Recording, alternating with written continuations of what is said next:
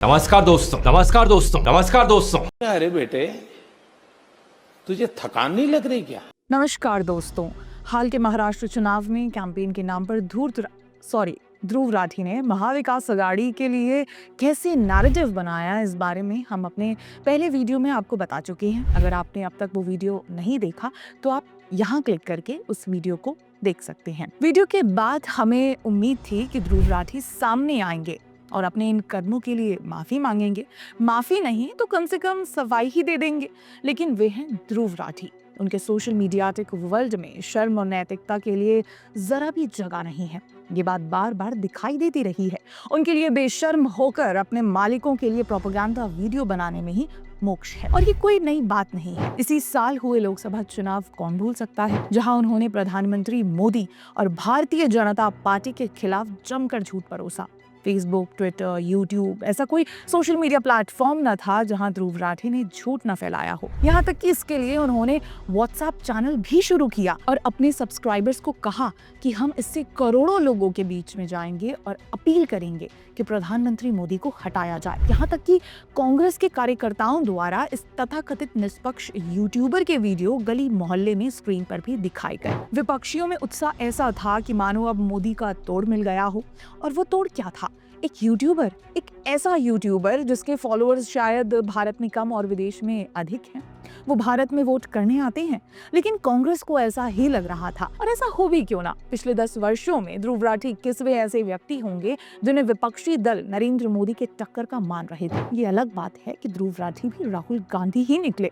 लोकसभा चुनाव हुए, परिणाम आए और एक बार फिर प्रधानमंत्री नरेंद्र मोदी सत्ता में आए। राठी इसके बाद चुपचाप किनारे हो गए और देश दुनिया के अलग अलग मुद्दों पर वीडियो बनाने लग गए। शायद ध्रुव राठी के पिता या किसी पिता तुल्य ने वासेपुर निवासी रामाधीर सिंह की तरह उनका चेहरा हाथों में लेकर आंखों में देखते हुए कहा होगा कि ए बेटा, तुमसे ना हो पाएगा। पर एक बात है, भाई साहब ने एक बार भी स्वीकार नहीं किया कि कांग्रेस पार्टी की तरह मेरा भी एजेंडा फेल हो गया है।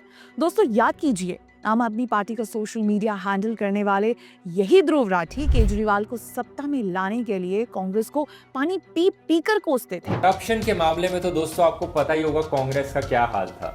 इन 10 सालों में जितना करप्शन हुआ है उतना शायद किसी भी टाइम पे इंडिया की इंडिपेंडेंट हिस्ट्री में किसी और सरकार ने नहीं किया। 2G scam, 3G scam, Adarsh scam, Satyam scam, Colgate scam, CWG scam, solar scam, cash for vote scam, स्कैमों की गिनती नहीं खत्म होती है।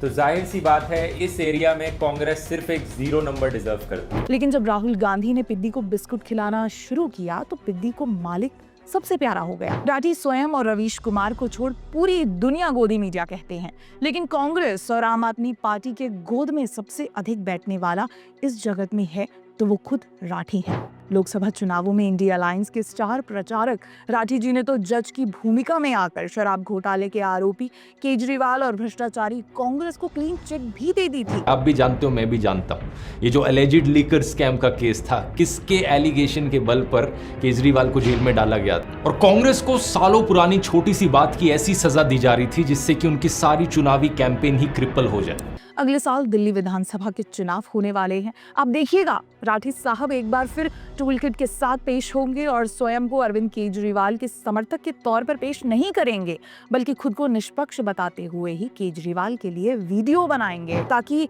हिपोक्रेसी की नई सीमाएं बन सके। हिपोक्रेसी की भी सीमा होती है। दोस्तों, इस इकोसिस्टम की खूबसूरती यही है कि अपने नेताओं और अपनी पार्टियों का कुतर्क देकर समर्थन करते भी ये खुद को निष्पक्ष कहता है और उन्हें गोदी मीडिया कहता है जो जनता की भावनाओं को दिखाता है। राठी साहब विकेट एक्सपर्ट हैं। उनकी एक्सपर्टीज उनके हाथों और आंखों में मूवमेंट से निकलती है।